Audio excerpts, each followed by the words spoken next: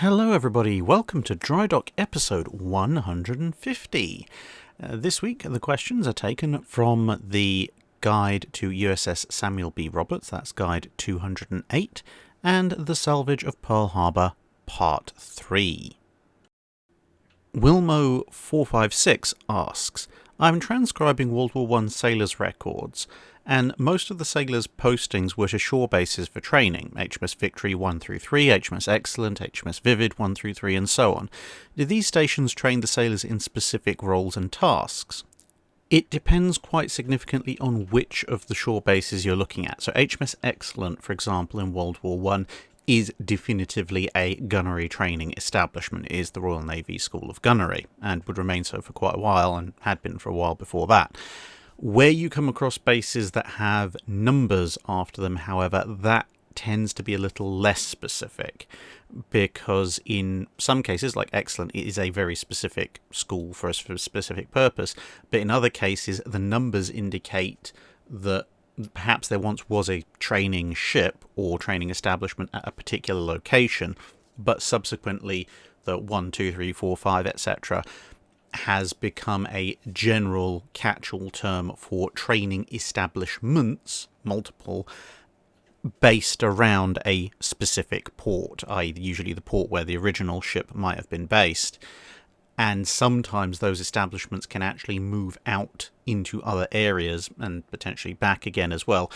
They might be in the same General Naval Administrative District, they might have been moved for some other reason. So HMS Vivid, for example, Vivid 1 and 2 are training establishments in Devonport, but they're for very different things. Vivid 1 is probably where you want to send Seymour. Vivid 2 is where various engineers were trained. But then 3, 4 and 5 are elsewhere in the country, and they move around a little bit. And the same with Victory. Victory, obviously, there is Victory herself, the ship in Portsmouth, but Victories 1 through 11, if you can believe it, are different administrative taskings for various training and administrative posts onshore, mostly, again, based around Portsmouth, the same way that Vivid was initially based around Devonport, but, again, it moves around a bit. So Victory 2, for a good long while, appears to have been a training establishment like Vivid 2 for stokers and engineering officers, but later on there's some evidence that Victory 2 is actually found in Crystal Palace as an admin office, and so on and so forth. There's actually quite a lot of the Victory establishments tend to show up in southern London for some reason. Some of them then return back to Portsmouth, some of them combine with other sections, and some of them just are out there randomly, not in Portsmouth, or don't move back to it.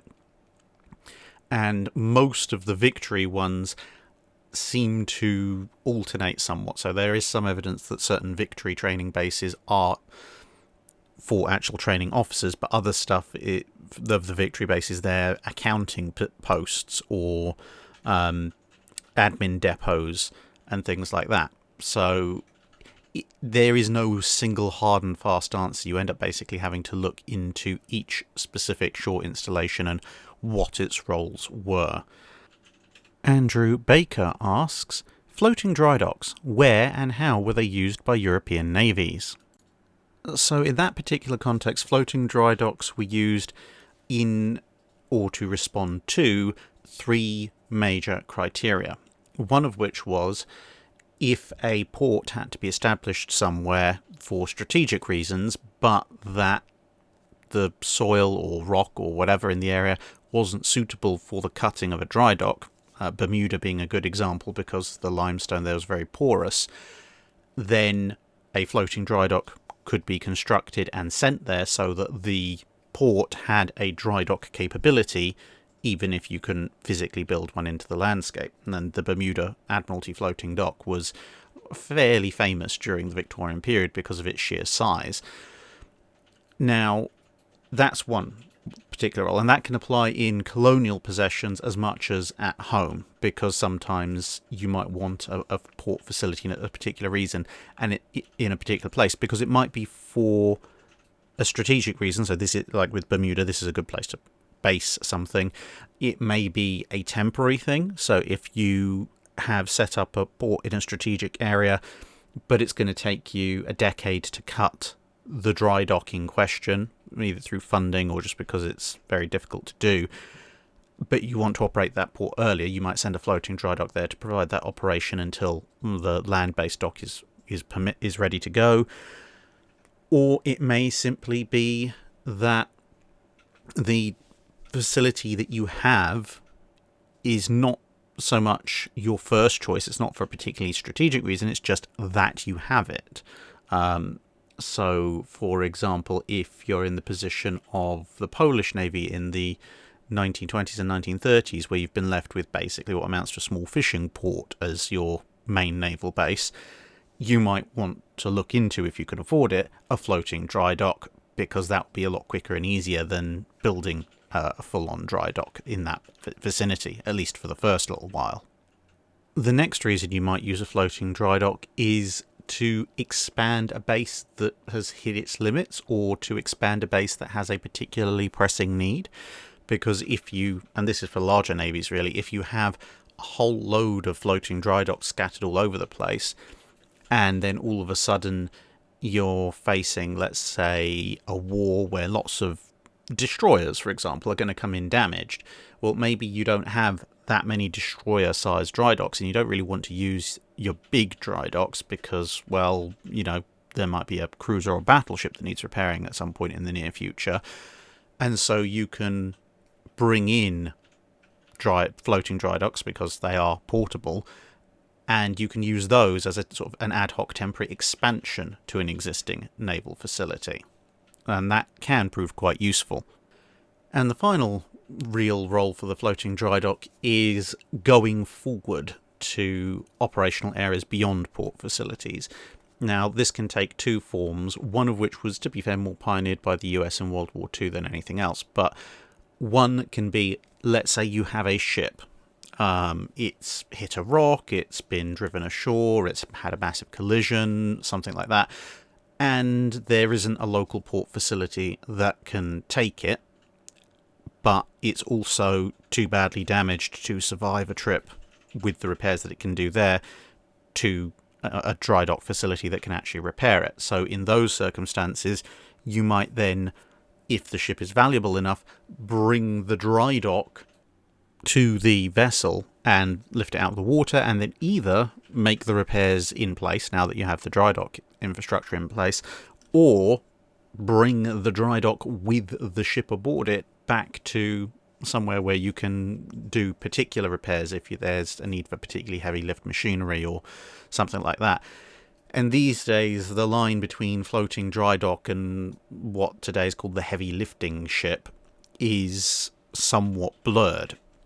So, for example, back in 2002, when HMS Nottingham grounded, she ended up being brought back on a heavy lifting vessel, which is effectively just a floating dry dock with engines at that point.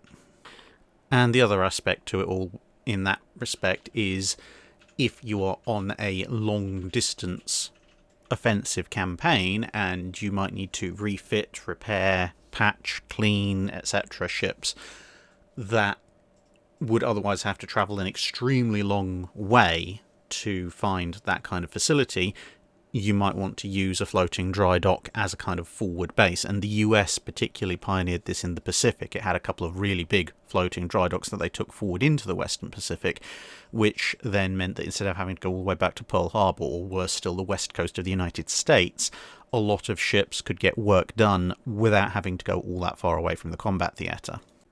Robert Neal asks, if the Kido Butai had conducted a third strike which concentrated on the dry docks, workshops and fuel oil farm, would Pearl Harbour still have been operational enough to do the various salvage operations which proved to be so important?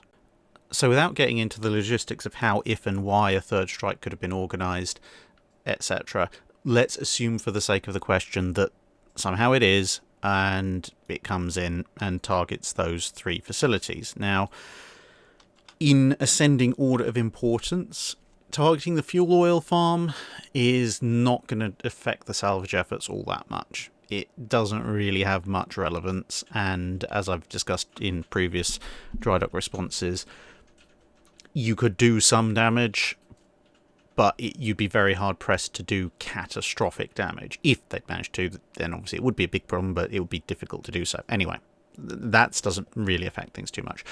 Targeting the workshops would cause some rather significant problems, because obviously there's a lot of equipment, especially diving equipment and such, in those workshops, as well as machine tools that are used to fabricate the patches, pumps, hoses, etc., etc.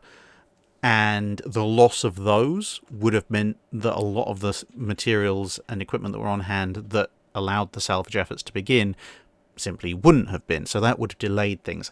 However, the reason that's number 2 on the list is because whilst the loss of that equipment would have been quite devastating, most of it can be brought in. It's relatively low bulk, relatively, for the most part, low weight stuff, and machine tools are relatively difficult to destroy. So the diving suits, for example, the hoses, the pumps, while it would have cost money, they could have been replaced. They could have brought them in from the continental United States, either by plane or by ship, and indeed significant amounts of salvage equipment were brought in to supplement the stuff that was in Pearl Harbour already. So that would have been a delay, but it wouldn't have been fatal to the recovery efforts. And to be honest, given that it took them a few weeks to work out just what on earth they actually needed to do, the delay might have actually been relatively minimal if they'd identified fairly quickly and ordered in sort of San Diego or Puget Sounds or whoever other US naval bases equipment to be sent out fairly quickly. The dry docks, however, would be number 1 on that list, because as you will know from listening to that 3-part series, those dry docks were not just used for the salvaging of the ships. They were also used to keep the various ships of the active US Navy operational, to conduct repairs and refits, and there was a constant juggling between them to get to balance out the needs of the salvage and the needs of the active fleet. Worst case scenario, if all the major dry docks are breached, and bombing a dry dock is not really going to do much unless you manage to hit the mechanisms, the control mechanisms for the pumps and gates, which I suppose with dive bombing you might be able to do. Really, it's more about torpedoing the gates, damaging or destroying them, and in the case of the floating dry dock, putting more damage into that. If that can be done, that is a major, major problem, because there's no point salvaging a ship if you've got no dry dock to put it in. And if all of them are out, or all the major ones are out, there physically isn't anywhere to put it in. That actually has even a fairly large effect on the active US Navy, because now ships that are damaged or in need of refit, etc., they can't even use Pearl Harbour. They have to go back to the US West Coast, and possibly further still. And if some of them are damaged, then the US Navy is going to have to prioritise. Do we take in, so let's say, Nevada and occupy that dry dock for several months? If it's our only capital ship-sized dry dock, well, maybe that's not on the cards. Maybe we can't do that because we have to keep that dry dock open for a carrier that might be badly damaged. The worst thing you could have, it would be Yorktown showing up after Coral Sea in desperate need of some very, very quick patching so that it can get mostly ready in time for Midway, only to be told, we're very sorry, but we stuck a battleship in there, and there's a socking great set of holes in its side, so we're not really able to bring it back out again anytime soon. So that would be the single biggest problem that a potential third strike could cause. And depending on the scale of the damage, it might delay the salvage efforts, because remember, they were digging and building new dry docks, as well as obviously in this scenario they'd be trying to repair the old ones. So it might delay it. If some of the docks were damaged, they might just say, right, well, we're going to keep the minimum number we need for the active fleet, and when we have spare, we'll do the salvage effort. Or if a lot or all of them are damaged or destroyed, then it may well be that the salvage effort never occurs, because initially ships are going to have to be going to the west coast, and then once the first dry dock or two comes back online, whether that be a repaired old one or one of the new ones that they're digging out, that's going to be priority number one for the active US fleet. And by the time all of that has happened, by the time they've built up to a level where they actually have enough spare dry dock capacity for salvage work, well, probably at that point most of the ships will have been underwater, the battleships will have been underwater for a year or more, at which point the salvage effort needed to get not only refloat them but also to actually repair them is going to be considerably greater because of degradation to the ships. And by the time you think about refitting them as well, a lot of people are probably going to be looking at it and going, the war was almost certainly going to be over by then. I mean, you look at the time it took West Virginia to get back into service, add a year and a half, 2 years to that, and she wouldn't be ready before the war was over. So they might then just cancel the whole thing and just move the wreck somewhere else so that they can get the docking slips back in use, and that'll be that. Rick in Vegas asks, I was always told that because of Oklahoma's antiquated triple expansion engines, unlike Nevada, it was never considered a viable restoration candidate. Is this not true? I mean, it wouldn't have helped, but to say that Oklahoma's engines were the reason why she wasn't considered for a viable candidate for salvage and restoration, I mean, it would be kind of like a medieval king demanding that his best knight, let's say, I don't know, Sir Thomas, it's like, say, if he said, well, why is Sir Thomas not leading this charge against the enemy? He has the best armour, I gave him one of my best horses, he's really good with the lance, he's really good with the charge, he should be here. This is absolutely awful. I know he was here at the start of the battle, I saw his colours. Why is he not here? And then one of his servants saying around, well, all that said is true, sire. However, he is also dead. And his head is over there, and his limbs are over there, and the rest of him is back there somewhere. This is, a slightly larger complicating factor to his non-attendance, and it's pretty much the same with Oklahoma. Yes, her engines would have made her a slightly less viable candidate than Nevada for recovery, but Nevada, although she did sink, she sank part way because she managed to beach herself and upright. So patching her, refloating her, and getting her back into service was, for all of the various ships that were sunk at Pearl Harbour, relatively speaking, one of the easiest jobs. Oklahoma had taken far more hits, had therefore taken far more damage, and had rolled over upside down. That does not tend to do very good things to a battleship, because they're not designed to be upside down, so all sorts of interesting things that are supposed to be on the deck and had been bolted down to the deck to stop them moving, but no one had ever thought, well, what if the ship was turned almost 180 degrees?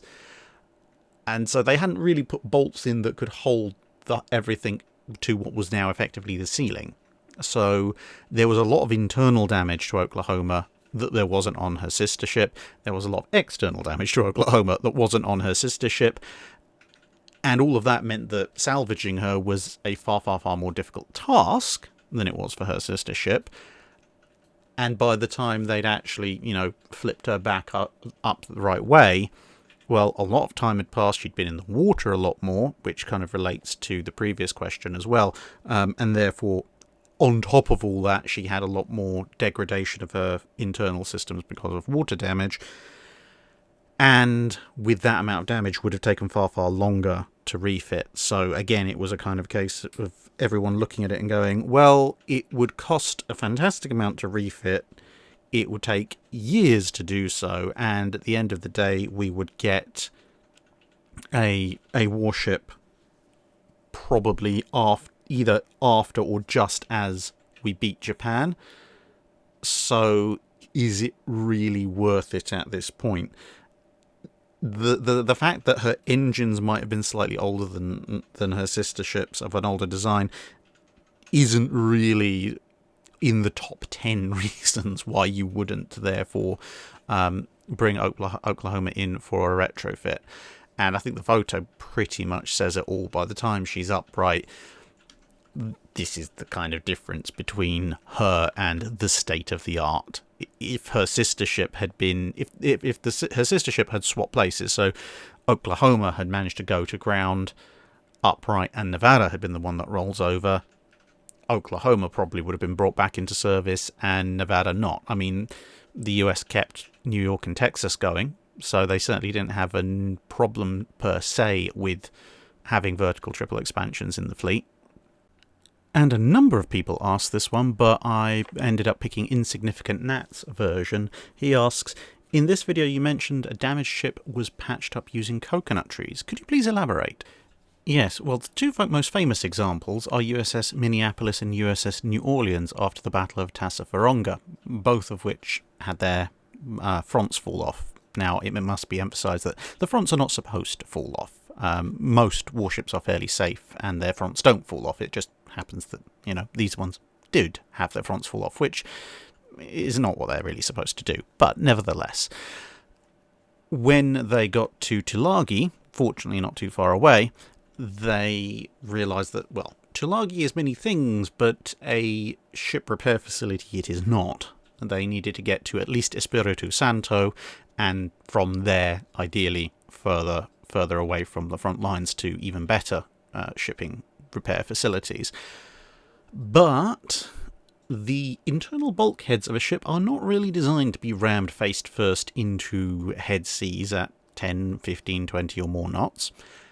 And, well, that was the situation they were facing.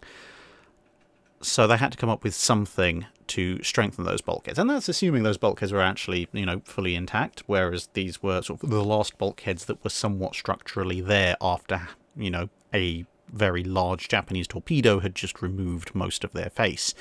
So counting on their structural strength was even less of a safe bet than if someone had just used a blowtorch or an oxyacetylene cutter to rip the front off.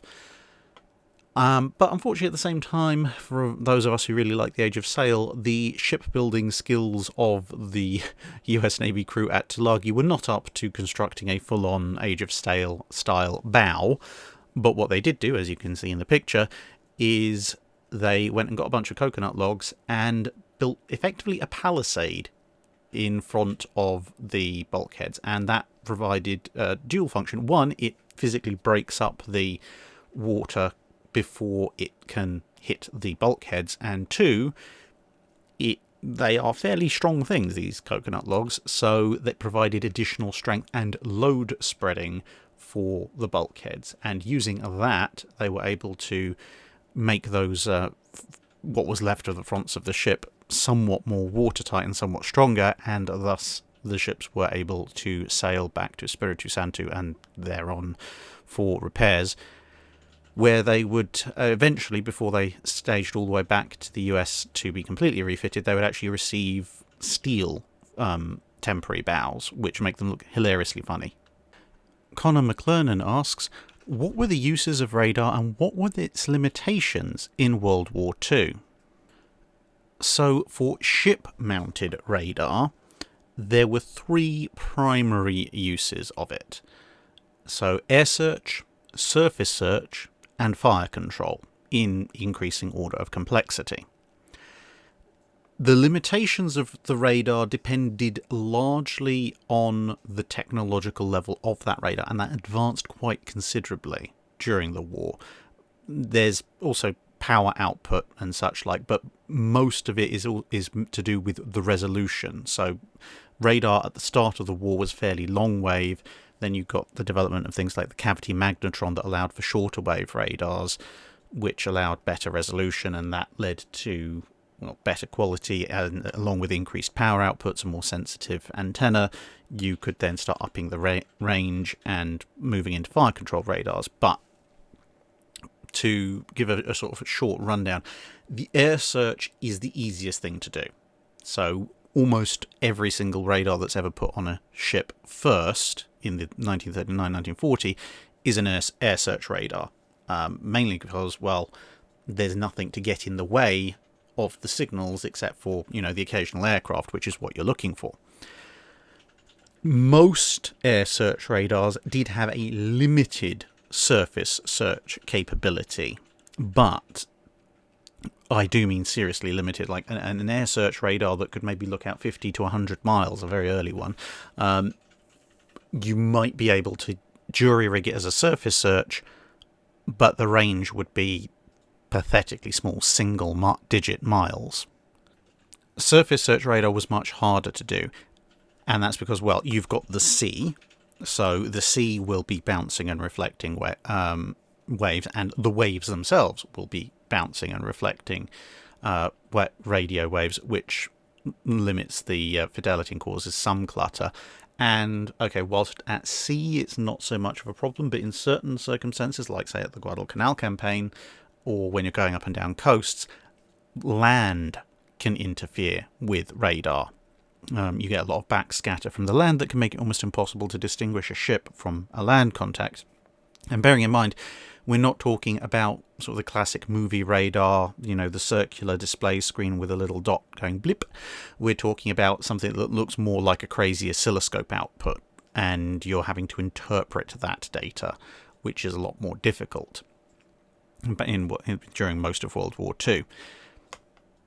So as well as its limited use in areas where you might find, land masses and other radar scattering objects, which is an issue that persisted for a surprisingly long time. I mean, going forward a little bit into the future, this was one of the main problems with the Royal Navy's radars in San Carlos Water in the Falklands War. And to a certain extent, it still persists to this day, although obviously as technology advances, the problem does get gradually somewhat less. But anyway, the main point is that when you get the dedicated surface search radars, their range is considerably less than contemporary air search radar. So just because an air search radar can see an aircraft coming 200 miles out doesn't mean the surface search radar can do that. For one thing, the curvature of the Earth means there is a hard limit to how far most of the radars can see a ship that's on the surface. But even then, the range is often quite a bit shorter. So, for example, at the Battle of Cape Matapan, the surface search radar on the British ships could see out to maybe 10 nautical miles definitively, and maybe up to double that, maybe just over double that in really good conditions. So it's not brilliant. Certain night spotting technology, like some of the stuff the Japanese had at in optimal conditions, could perhaps outrange that kind of radar, but the difference was that radar was reliable all the time in practically any weather. And as the war went on, the range of that surface search radar got greater. Then you move on to the fire control radar. Now, the fire control radar, obviously, whilst the surface search radar just needs to tell you there is a contact, it's at approximately this bearing at approximately this range, and then you can take the necessary actions, whether to approach it or withdraw. A gunnery control radar needs to be able to provide you with pretty much spot-on estimates of range and bearing. You can then make, as long as those are accurate readings, you can then take multiple readings over time and establish how fast it's going, which direction it's going, and so on and so forth. But you need it to be very accurate, and that requires another step up in technology. And so the gunnery control radars, you'll tend to find, which are kind of the third variant that you used, they have a slightly lower absolute range than the surface search radars because of this requirement. You can use some of the better surface search radars, especially if conditions are not optimal for your optical gunnery sites, to establish a general range and then work in on that, but generally speaking, you would prefer to use a gunnery control radar for obvious reasons. And of course, they can be jammed, they are somewhat more delicate, they can be damaged or destroyed, and they may also give incorrect readings if they're not calibrated properly or if the data isn't interpreted properly, which I mean, yes, you can have the same issue with optical rangefinders, but that was a fairly well understood technology by then. Radar generally wasn't. And if your screen is telling you something and the interpretation of the data on the screen, it has been derived by correct methods, you're not necessarily going to know that you are wrong unless somebody points out, actually, we're missing all the time what's going on, because as I say, if it's a calibration error further up the system, then it's, garbage in, garbage out as far as the data presented to the operator is concerned. Rodrigo Goncalve asks, the use of starshells on surface targets by destroyer escorts, etc., was quite interesting. Could they have been used successfully on other occasions by fleet destroyers or even capital ships? So firing a starshell directly at a ship can have certain effects. I mean, obviously it's a bunch of rather high temperature burning materials that tend to burn for quite a while, so it does have a rather worrying ability to cause fires that are very difficult to put out. And that can exacerbate existing damage and cause new damage as well. However, it is a kind of ongoing damage. If you want to put it in game terms, it's kind of a damage over time effect. The actual impact of the starshell in the first place won't do all that much damage compared to a high explosive or armor piercing shell. And they're also fused to actually, ignite at a certain point. So whilst you can fire them at absolute point blank range and get some kind of result, unless you've got a starshell with a variable time setting, which some of them did have, you can only engage at a certain range. If you've got variable time settings, then obviously you can engage a lot closer. But when you are engaging an opponent, an armor-piercing shell or a high-explosive shell is going to have a much more immediate effect and a much greater immediate damaging effect, because an AP shell obviously hopefully will punch through the armor, do some damage nice and deep in the internals. An HE shell, while it can't do that, it will explode and hopefully do a bunch of damage that way to some less well protected part of the ship. A starshell, you can't fire it at the armor because it'll just bounce off, and by the time it actually does anything, it's not going to be worth it. So you're basically going to be using it instead of HE. And if you're using it instead of HE, as I say, yes, it will eventually set fires. It will be very difficult to put out, probably put out a bunch of fumes people don't really want to be breathing in. But that's all several minutes in the future. So if the ship's already damaged, then sure, you can use it to prevent people from treating the more regular fires, spread the existing fires, that kind of thing. But if you're exchanging fire directly with something that's shooting back at you, and you try and use starshell, unless you get a really lucky hit to the bridge or something, by and large, it's not going to be anywhere near as effective as you flinging back high explosive. So use the high explosive. The reason the Samuel B. Roberts was using starshell was because it'd run out of everything else. It didn't have anything else to use, so might as well do something. Turned out to obviously be relatively effective because of the specific circumstances, but that's not generally something that's going to occur.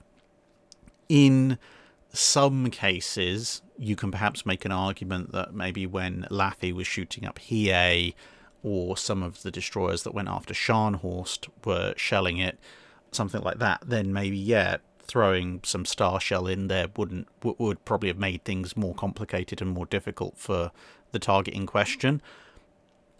But that requires a lot of complex changing of your ammunition loadouts, making sure that people down in the magazines know to pass up the right kind of shells. And you still have the problem that if you're being directly engaged, you might be maybe doing some more damage over time, which will help other ships, but that's going to negatively affect your immediate own survival rate if you have another more efficient option at causing straight up damage right there and then. So yeah, if you're running out of ammo, sure. If you've got the drop on someone and you're just pounding them into oblivion, sure. But in any kind of straight up fight where you're in any significant danger of them firing back, better to stick with the normal shells.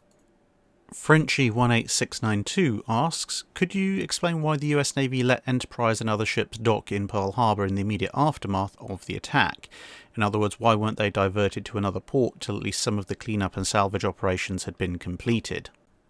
In Enterprise's case, it's simply the fact that it was practically already there. So there was scarce little point in diverting it anywhere else. But, and again, somewhat related to the earlier questions, which shouldn't be much of a surprise considering a lot of them are taken from the same video, the dockyard infrastructure, apart from the floating dry dock that Shaw had been in, was generally untouched. I mean, the one that Pennsylvania and Cassin and Downs wasn't in the best of shape, but others were. The anchorages where the battleships weren't were still in relatively decent shape. Most of the workshops and warehouses and supplies, etc., were there.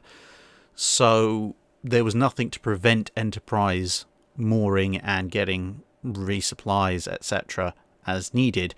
That was separate to the salvage operation. So it's aircraft, spare parts, and food and such like.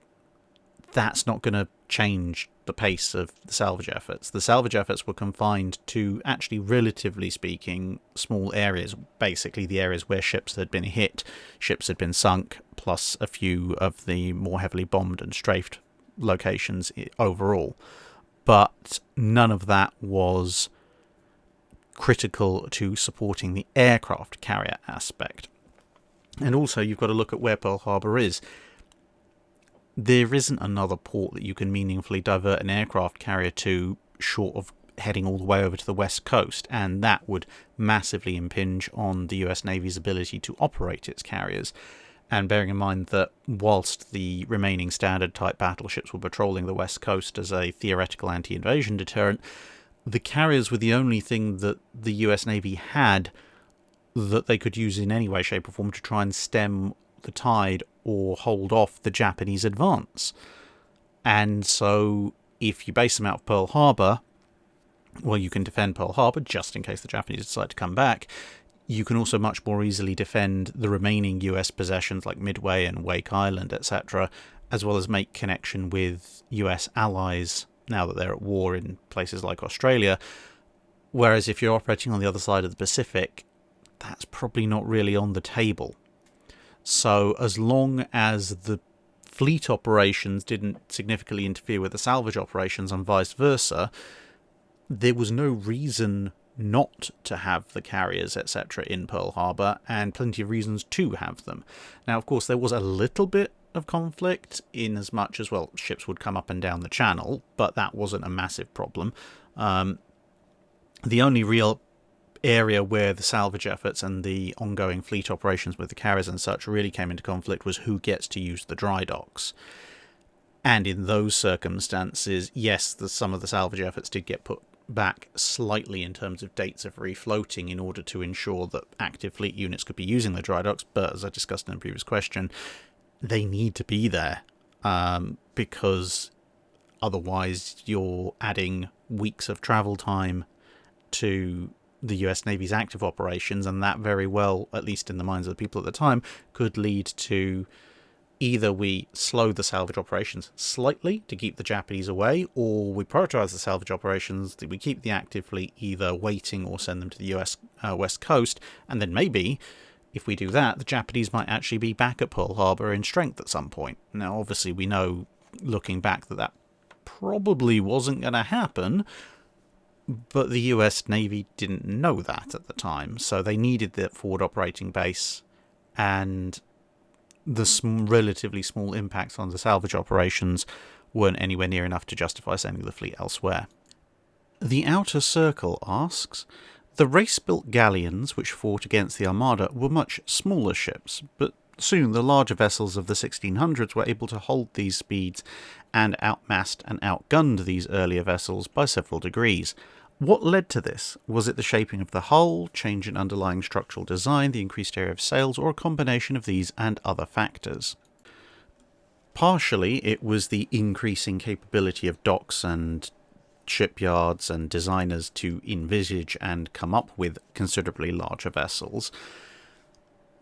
You know, dry docks need to be larger, wood seasoning techniques need to be greater if you're going to build larger keels and such like. Now, very large ships had obviously always been built with things like the very biggest galleons, especially prestige vessels like the Great Michael and the Henry Grâce à Dieu. But one of the larger limitations when it came to those vessels was that when you were talking about the traditional galleon with the very high forecastle and aftercastle, you tended to run into stability problems when you started to make ships very large and proportional. So a small galleon that maybe only would have, say, 2 decks on its forecastle and aftercastle would have some issues with stability and speed, but you could compensate for those. But as you built a ship longer and wider and with more displacement, well, then you wanted to build things proportionally, so the forecastle and aftercastle will go up 3 decks, 4 decks, possibly more. And because, yes, you had more displacement and more stability because you had a larger hull, but, the higher you go, the greater the force that amount of mass will have on your stability because of lever action. And so you started to run into certain restrictions with that. You also had things like wind acting on the sides of vessels and so forth. Whereas with the race-built galleon, if you like, as you can see here, they did like to model their hull forms on things they thought went fast, which, fish, good example of that, hence the fish on this diagram. Because now the forecastle and aftercastle could be usually 1 deck high in terms of enclosed decks, maybe 2 or 1 and maybe half an enclosed deck above.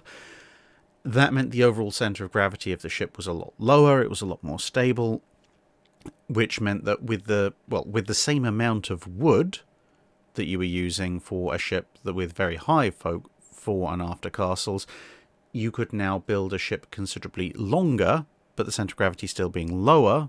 You're using the same amount of resources, but you're getting a larger ship that is more capable of sailing around and acting in a manner that is conducive to, staying afloat. Plus, the race-built galleon had brought in the idea that the gun-armed vessel would be more important. And previously, when everything was more about the boarding, you needed these high fore and after castles to provide you with the greatest platform for boarding and counterboarding actions and defending yourself, obviously.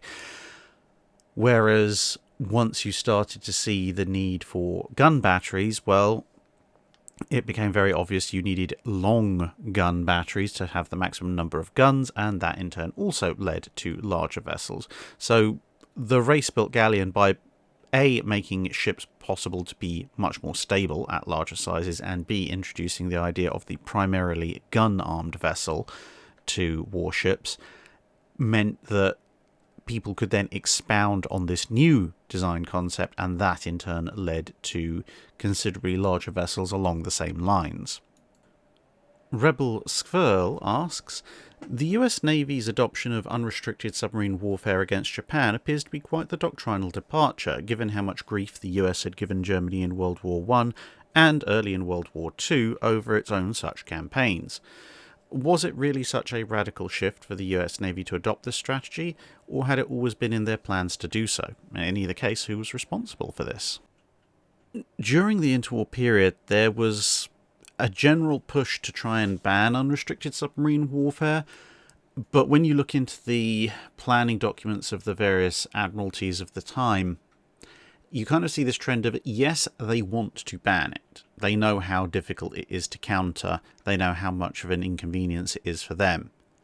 But simultaneously, they also understand just how difficult it is to counter and how much of an inconvenience it would be for their enemy if they were to engage in it. So whilst they are trying to get rid of it, they are simultaneously gradually coming around to the idea that it could potentially be a somewhat useful tool. So certain amounts of planning are going into it, even though the official line, and indeed most officers' line, is that they don't want it.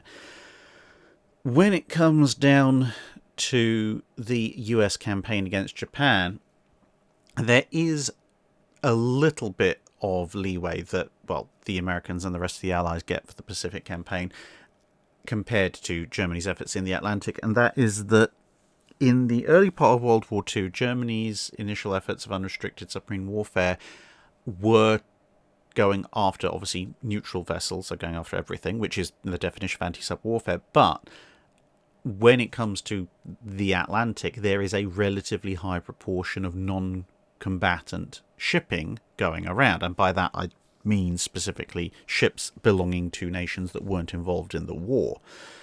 So the chances of hitting, if you like, an innocent vessel are quite high. Whereas by early 1942, in the Western Pacific, the chances of running into a ship that wasn't on one side or the other are pretty slim, because near enough every island at that point belongs to some form of empire, and every other major power is involved in one way, shape or form. So the British, obviously, along with the Dutch and technically the French, to at least the Free French, and the Americans, they're all involved in a war against Japan, so all of their ships are combatants. Japan is obviously fighting all of them, so all of the Japanese ships are combatants. And then when you look around, you realise, well, Australia's in on the Allied side, so that puts its ships in the valid target category. Who else is exactly around? The Russians are away up to the north, and people tend to leave those alone, and in fact, actually convoys to and from Russia via the Pacific were a thing for a while. But outside of that, pretty much the only other remaining independent power is China, and China is at war with Japan, mainly because Japan's in the middle of trying to invade it.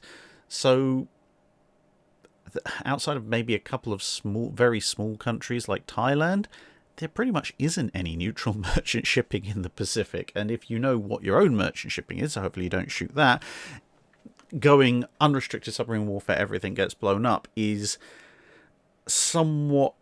it's a slightly less problematic step than perhaps it is in the 1940 Atlantic, for example. So, on paper, yes, the US condemning the Germans' use of unrestricted submarine warfare in 1940 in the Atlantic, and then a couple of years later turning around and doing exactly the same thing to Japan in the Pacific, might seem something of a 180, but the fine details tend to reveal it's slightly less of a 180 than you might imagine. Ryan Frederick asks, you're merrily steaming about in some contested part of the sea when other ships, not so kindly disposed towards the White Ensign, come steaming over the horizon with unsavoury intentions. What is the sequence of events that has to happen, both on the bridge and through the rest of the ship, between the observation of enemy ship to starboard, sir, and the first large hole-poking devices being hurled downrange? Said in another way, how does a battleship of, say, World War I or World War II go from cruising the sea mode to desolate His Majesty's enemies mode? Well, assuming that this is a contested part of the ocean, as you mentioned, and so theoretically there's some kind of conflict going on, the first thing that will happen if ships arrive over the horizon, and assuming there's no warning from escorts and such like, the battleship will first attempt to identify the vessels that it has spotted. So it'll be looking for flags, it'll be looking at profiles, potentially camouflage schemes, trying to work out the details against references that it has to determine if the ship is an enemy. If the ship is determined to be an enemy vessel, then you will sound action stations. And that means that the crew obviously then have to go to their action or battle stations and prepare the ship. This can take a few minutes, at which point the officers who are below the captain will report that the ship is ready for action. During this time, the captain will have been deciding what is the best way to engage the vessel and if he needs to make any kind of course adjustment. So, for example, if the enemy appears to be light cruisers or torpedo boats or destroyers, you don't want them getting into close range, and they're probably closing at high speed, so the ship may have altered course away from the contacts to keep the range open. If the enemy is sailing in a roughly parallel course, then not many course changes might be made, but the ship might be manoeuvring to get what the captain determines to be a favourable gunnery position and range. Then the ship's now ready for combat. The captain will order the guns to be trained out on the ship, on the target vessel, and the guns will also be ordered to be loaded, and where necessary a specific ammunition type might be specified. Again, it depends how ready the ship was beforehand, but if the target is a battleship, then obviously you'll be loading armor piercing. If it's a destroyer, you'll probably be loading high explosive, and the guns will be ordered to be trained out, although the captain will then order basically target this vessel. The specific orders of bearing, range, etc. will be provided by the relevant officers, and may not even come from the bridge, may come from observer stations elsewhere, although it might be relayed through the bridge, again depending on circumstances. If you're talking about more early vessels, then the chain of command for that kind of thing is going to be a lot more verbal, whereas if you're talking about late World War II, that kind of information might well be coming straight from radar to the guns, for example. Whether directly through this chain or separately, the captain will also be made aware of what's going on in terms of enemy estimated course, speed and direction, as well as any details about the ship he's facing, and will have to make a decision about where and when he wants to engage the ship. So he will obviously be informed that the guns are loaded and everything's ready to go, and then the captain will determine at what point the guns are going to open fire. So he might decide he wants to open fire at a range of 24,000 yards, and he might make maneuvers so that the ship gets towards that range. So the helm officer will be telling him where the ship's going, and weapons officers, etc., will be telling him how that's affecting the range. And then at some point they will approach a range that the captain feels is appropriate for opening fire, and he will give the order to open fire. And at that point, once fire is opened, it's a case of, in the majority of World War I and World War II, observing the fall of shot, making adjustments, and the captain will be doing that in conjunction with his officers, who obviously have rangefinders and other spotting equipment that might help determine the exact figures that need to be adjusted. The captain will also be making decisions potentially along the lines of, are we firing full salvos, half salvos, fire by turret, etc., etc. So all in all, from a command perspective, it's actually a relatively simple process. A ship can go from cruising to being at action stations, guns aimed, engines worked up to full speed, etc., within a relatively short amount of time, but that does belie the absolutely colossal amounts of work being undertaken by the crew in order to enable that to happen. The captain is very much the head of the ship. He's making the decisions, but he's making those decisions based on inputs provided by everybody else. So for the captain, he might say, okay, let's move up to flank speed and close to 24,000 yards, half salvos on the enemy until the range is established. That's, in as much as it sounds, a relatively simple set of directions to give, but that means the engineers have to get the ship up to that speed, the guns have to be loaded, the guns have to know which turrets are going to fire, and perhaps which guns in which turrets are going to fire. The helm officer is obviously going to have to be navigating the ship to that range at a given course, so it's simultaneously complex and simple.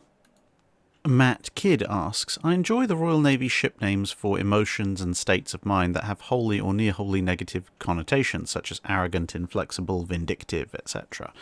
Did these names have a somewhat less negative connotation at the time they would today, or was naming these ships as haughty and arrogant as it seems? And why did the Royal Navy stop naming ships like this? On occasion there were names that a few people did raise eyebrows at, but a lot of the time the connotations might be viewed as negative, perhaps these days, but back in those days, a lot of it was viewed in a certain context. So if you had a ship like HMS Arrogant, then the context was, well, why is the ship arrogant? Well, it's arrogant because it is superior to everything else and is part of the largest navy in the world, at which point in the next line of thought, well, I guess that's kind of justified. Inflexible, it's inflexible in the face of the enemy. It's not going to bend or break in its duty. So that kind of turns into a positive. Vindictive, again, can be negative, but In the context of a warship, it would be viewed more along the lines of, you have harmed the interests of Britain and or her subjects, and therefore I am now going to be incredibly vindictive in hunting you down and exterminating you, which, again, in that context, would be viewed, at least by the British, as a positive. Maybe not by the people on the other end of Vindictive's guns, but there you go. And then you have things like devastation, which is a little bit up and in your face about what exactly it's planning to do to you. But again, it's a battleship. It's supposed to unleash devastation on His or Her Majesty's enemies. So, of course, you should name a warship Devastation. Again, it's these kind of contextual things that inform a lot of it. Albeit that at the same time, yes, the Victorians, especially towards the end of the 19th century, did have a very high opinion of themselves, so they also viewed it as kind of an implicit threat. As far as why the Royal Navy stopped naming ships like this, they kind of haven't. Some of the much more blatant and obvious in-your-face ones have gone away, but not all. The Royal Navy, in a lot of cases, it's because, there's a very stiff competition for names, because you've got much fewer ships available to the Royal Navy these days than they used to have, and so they tend to go with ships with a lot of historical pedigree to them.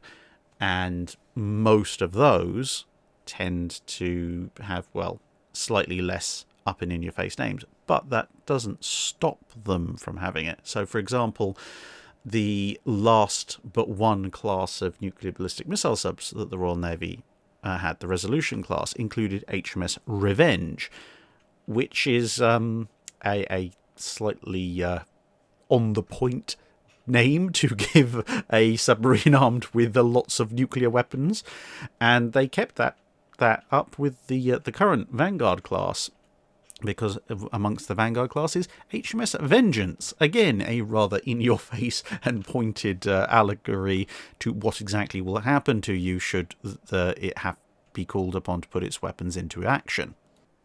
And to be honest, going forward with the Dreadnought class, there's Dreadnought herself, that name has certain implications, but you've got Warspite as well. Now, obviously, Warspite these days, there is a long tradition of ships named Warspite, most famously the Queen Elizabeth class battleship, but when you actually look at the etymology of the name, it is literally war's spite, the spite of a war, which, again, is a little bit on the nose for a ship full of nuclear death. Michael Gilson asks, my grandfather told a story that as being transported as a replacement to Europe on one of the convoy escorts collided with the ship he was on. Specifically, he said it was a French ship that hit him, and he and the rest of the troops on board were put ashore on the Azores and spent months there because that was how far ahead transports were scheduled. Grandmother said his letter to her had almost everything censored except hole big enough to drive a truck through. Did this actually happen, or was he telling a sea story? He was in the 501st Parachute Infantry Regiment and said he would have arrived in time for Operation Market Garden, but didn't get there until after the Ardennes offensive. Well, the most famous French ship that hit a troop transport was in 1945 when the French carrier Béarn rammed a transport, but that would be a little bit late for the time period that you specify there. Now, the thing is, without any further details about the date, or potentially even the name of the ship he was on, it would be somewhat difficult to track down. You could potentially track it down, because the other thing is, just because he is in a US unit doesn't necessarily mean he's on a US troop ship. He could be on a British troop ship. So, in theory, you could look up the list of all British troop ships that were in convoys, and if we're talking about Market Garden, so 1944, you could look up all the troop transports that were active in 1944 and see which ones may have been damaged in collision, and then which ones of those would have been damaged in collision with French vessels. Because, to be perfectly honest, a surprising number of troop ships were damaged in collisions with various vessels. Not massive numbers, but there is a fair few to go through. But the specifics do sound a little bit like the Béarn collision, because, this happened in March 1945, so far too late for Market Garden. It's about 5 months after Market Garden had actually happened. But the Béarn lost steering in a storm, collided with the troop ship J.W. MacAndrew, and both received damage and the transport at least put into the Azores for repairs before having to head back to Baltimore for further repairs. So that would match up with some of the details except for the date. And of course, an entire aircraft carrier hitting a ship would cause a hole big enough to drive a coach through, so there's that. But that doesn't necessarily rule out another troopship and another collision being responsible, because you look at the location of the Azores. If a collision occurs in the mid-Atlantic, it is one of the places you're probably likely to put in too. And finally for this week, the wonderfully named Fisher, Fisher's Fishing Fisher, fishing for freshly fished fresh fish, I swear he's doing that just to irritate me, asks, do you think we're getting any closer to finding the location of the wreck of the Apostle Paul's ship on Malta? The account seems to indicate the ship sank in very shallow water, but some parts, like the specifically mentioned 4 anchors, may still be intact after a little under 2,000 years of erosion. Hilariously inaccurate picture aside, because there's no way Paul was on a trireme, I don't think we're ever likely to find the location of that wreck except by pure chance, and then identifying it as the specific wreck would again be, well, it'll be interesting to see how anyone managed to come to that specific conclusion. The thing is, when it comes to the details of that particular wreck, the ship is holding on 4 anchors in the storm. They then cut the anchors when they notice, as they get some visibility, that there's a shallow bay they think they can run into. Then, having cut those anchors, the ship runs aground on a sandbar, which is obviously an ever-changing piece of naval terrain, and then it starts to get broken up. Now, the fact that it's got 4 anchors and the fact it's got almost 300 people aboard does indicate it's actually probably one of the larger ships that's sailing the Mediterranean at the time, which would make it an interesting wreck to discover. However, the process of the wreck describes the stern already beginning to be broken apart before people have even left, and most of the survivors float ashore on bits and pieces of the ship, indicating it's properly coming apart pretty quickly. Now, with that in mind, and given how severe the storm is, I severely doubt there was much left of that ship after 24 hours after it went aground, and most of what the ship had been made up of was probably scattered around in bits and pieces all up and down the coast. So there probably isn't and never was that much of a wreck to actually go out to and salvage. Maybe some of the heavier timbers might have survived, but very unlikely. And then, as I say, being a sandbar, something that does move and shift over time, anything that might have been left, perhaps cargo or whatever, probably would have been shifted around, the seabed, possibly buried, possibly exposed, possibly salvaged, who knows.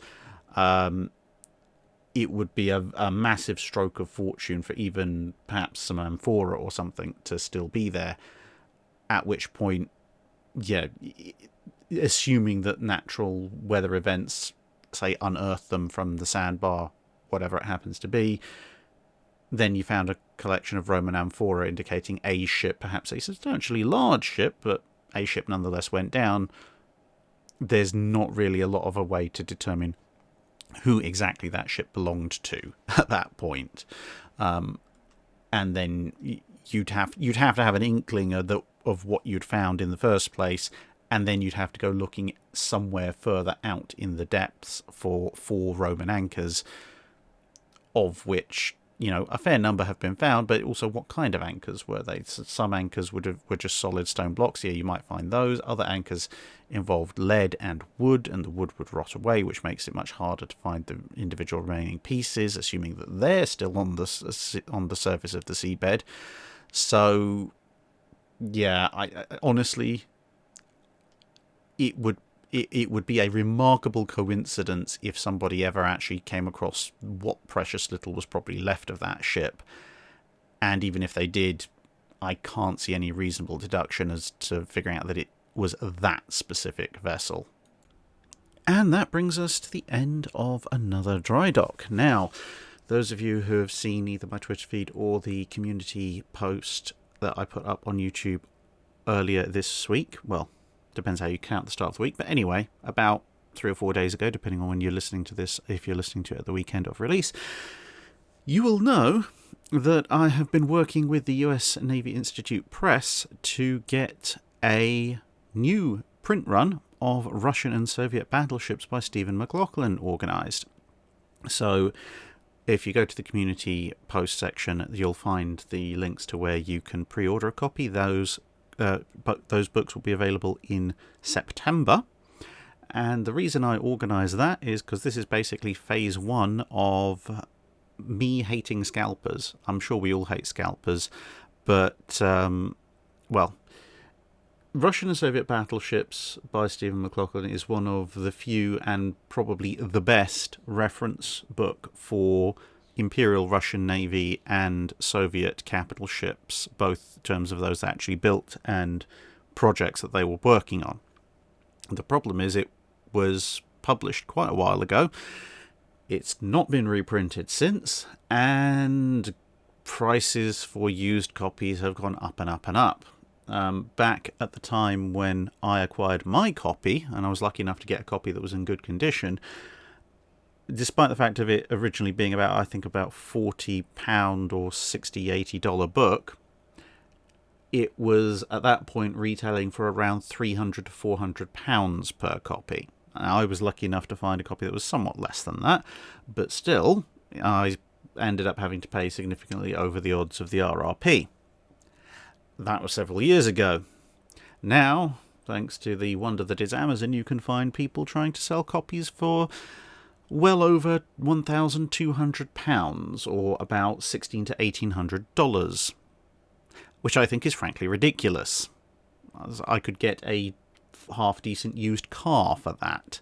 And, I like naval history books, but there's no way I'm paying that much. And I don't think there's any way, or any reasonable way, that anyone else should be paying that much for a book, especially a book that has been published within living memory. I can maybe see an argument if there's 1 or 2 copies left in existence of some semi-obscure reference work that was published in the late 1800s, but come on, this is getting a bit ridiculous. So, I sent my copy over as a sacrificial one to USNI because the book's just old enough that digital masters weren't a thing back then. And now I find myself sans a copy for the minute, but when the new edition gets printed, I will of course have a copy back again, which is fun. And you can own one as well. Obviously, as with all print runs, there is a limited number being printed. I'm not sure exactly how many, but it's available for pre-order. And if it sells out, well, I guess I'll have to arrange with them for a third printing run, because I really, really, really dislike people who try and, I don't know what the correct term is, but basically effectively try and withhold naval historical information from people by charging absurd prices for these kinds of books.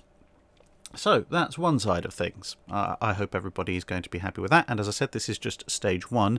I am looking at a number of other titles, both ones that are relatively recently out of print, but also going for stupid prices, to see who the publishing rights holders are for those, to then determine can we get those reprinted. And for some much older works that I think are quite interesting, I'm also working on getting those configured for reprinting and we're talking about sort of works from the very beginning of the century, and therefore public domain but not really available in any significant quantity. So watch this space for that kind of stuff. And there'll be a few other bits and pieces really that I'll be able to tell you about with this release later on in the year. So that's item 1 of the channel admin. Item 2 is that hopefully by the time you're listening to this, the new posters will be up and available for sale.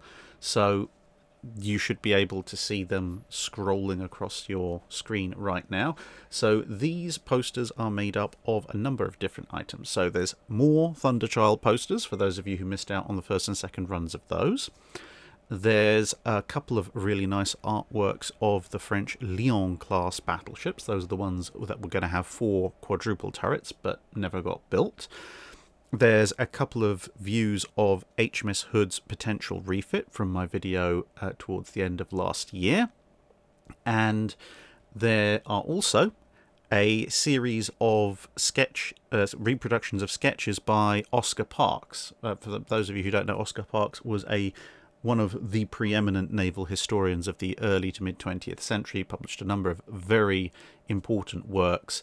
But he was also, as you can probably see, a relatively talented artist. And in this particular case, as part of a very large collection of naval photos I've managed to get hold of, there were a number of sketches, original sketches that he'd done of American Civil War ironclads. So I've reproduced those for everybody to have a copy of if you want. So there's that.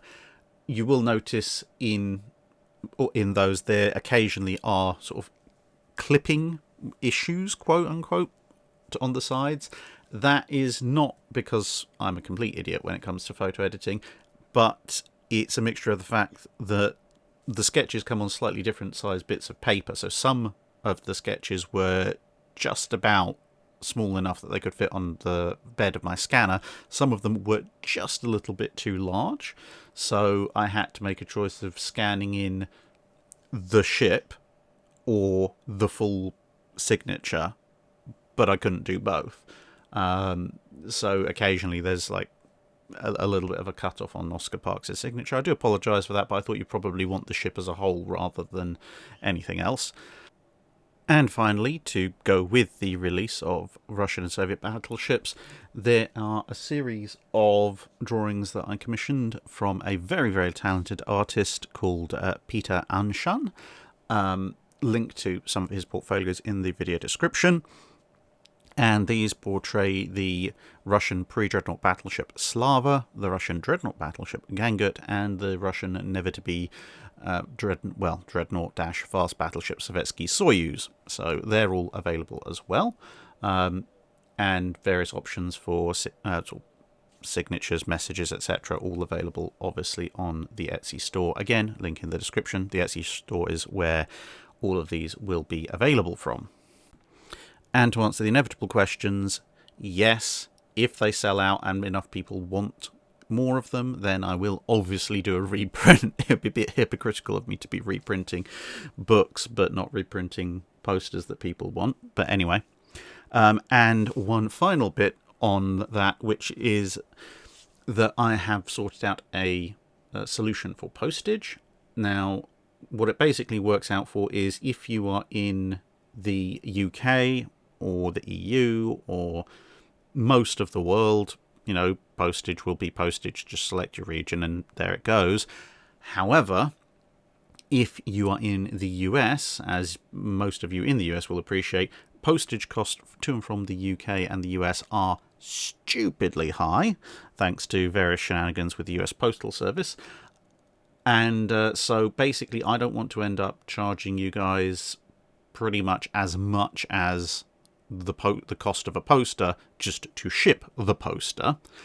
And so you'll notice the cost of postage to the US is somewhat reduced. That is the one caveat that comes with is that the time it takes for the poster to arrive to you will be slightly increased as opposed to standard postage, because basically what I'm going to be doing is at the end of each week, so the posters will be up for sale starting at the time of release of this video on a Sunday, and then at the end of that week I will total up all the US orders, put them all in a single shipment, which will, it'll be slightly more expensive than sending an individual poster, but nowhere near as expensive as sending all those individual posters separately.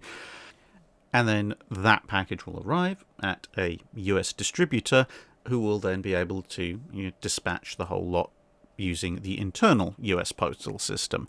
But that will obviously induce something of a lag, because I've got to collate a week's worth of orders, ship them out, they've then got to arrive in the US, and then they've got to be collated and posted out to everyone. So hopefully that's acceptable to everybody, and hopefully should save everyone a little bit of money on the postage and shipping costs. To be perfectly honest, given the experience shipping out the last lot of posters, I don't think the delay is going to be all that massive, considering that some people in the US were waiting 3 to 4 weeks anyway just by conventional direct postage, because apparently UK-US postage is unprintably stuffed. But there you go. And of course, for those works that were produced by other artists, they will be getting a share of any profits made from the sale of the posters. Anyway, I think I've rambled on far too long for now. Thank you very much for listening, and see you again in another video.